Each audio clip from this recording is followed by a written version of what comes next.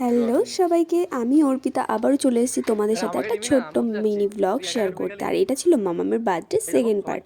তো এই ক্লিপটা আগের পার্টে দেওয়া উচিত ছিল, কিন্তু আমি মিস করে গেছি বলে এই পার্টে অ্যাড করলাম। আর আজকে তাড়াহুড়ো করে মামামের বার্থডে সকালবেলা আমি পৌঁছে গেছিলাম মাম্মামের কাছে। তো মাম্মামের কাছে যেতেই মাম্মাম এতটা সারপ্রাইজ হয়েছিল, তো ওর রিয়াকশান দেখেই তোমরা বুঝতে পেরেছো। আর তারপরে যখন ডলটা ও হাতে পেলো, ওকে আদর করতে ও ব্যস্ত হয়ে গেল। আমার কোলে তো আসতেই চাইছিল না। যাই হোক, ছোটো মানুষ গিফট পেলে তো সবাই খুশি হয়, ও তো আরও বেশি খুশি হয়েছে, ওর পছন্দের জিনিসটা ও পেয়েছে। যাই হোক, তারপর ওকে আদর টাদর করার পর একটু রেস্ট করার পর আমরা চলে গেছিলাম সন্ধ্যাবেলা কেক আনতে।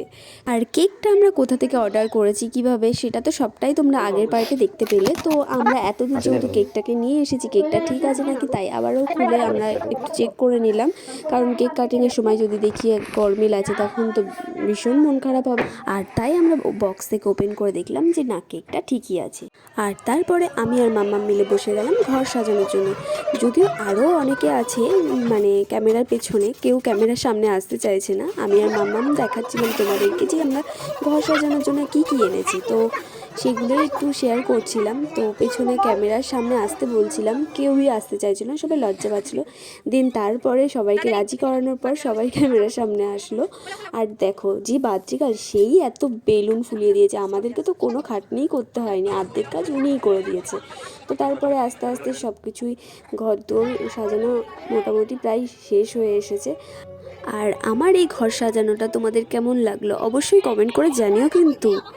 আর এদিকে আমাদের ঘর সাজানো প্রায় শেষের দিকে, আর এদিকে লোকজন আসতেও শুরু করে দিয়েছে। আর এদিকে দেখো, বাচ্চাগাল তো এখনো রেডিই হয়নি, তার মেশোর সাথে বেলুন চিপকাতে ব্যস্ত।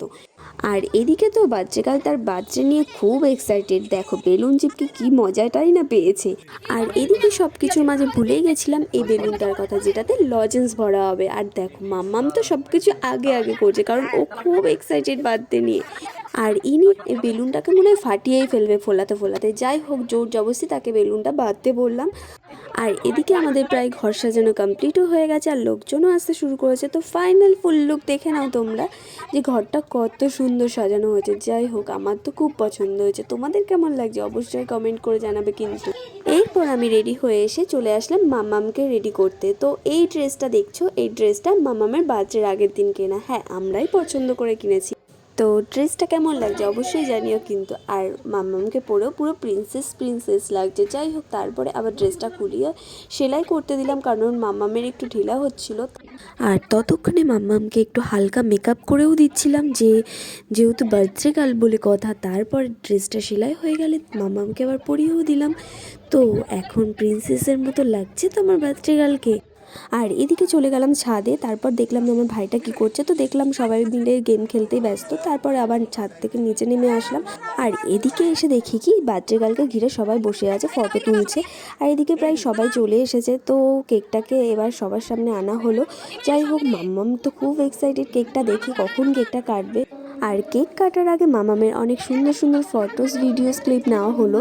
আজকে আমার বাচ্চাকাল ভীষণ খুশি, কারণ তার অনেক বন্ধু এসেছে। আর চারিদিকে এত লোকজন দেখে বাচ্চারা কিন্তু একটু বেশিই খুশি হয়।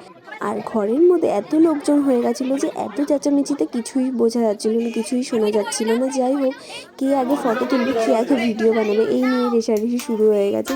আর এদিকে তোমাদেরকে আমি দেখানোর চেষ্টা করছিলাম যে ঘরের মধ্যে ঠিক কতটা ভিড় হয়েছিল। তো চলো মামামের এবার কেক কাটিং সেলিব্রেট করা যায়। তো দেখতে থাকো ভিডিওটা।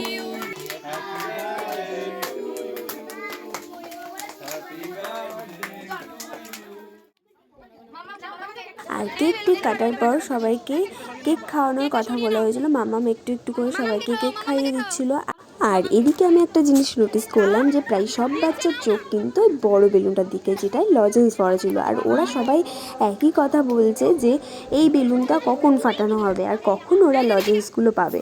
তো যাই হোক, তারপর এখানে স্নো স্প্রে করা হলো। আর এদিকে মনে হলো পুরো কাশ্মীরে চলে এসেছি।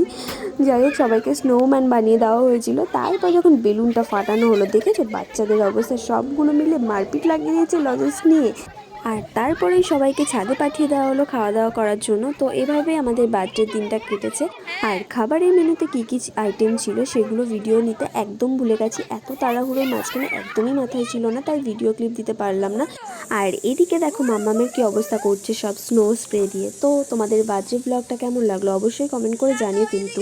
আবারও দেখা হচ্ছে নেক্সট কোনো ব্লগে, ততক্ষণের জন্য টাটা।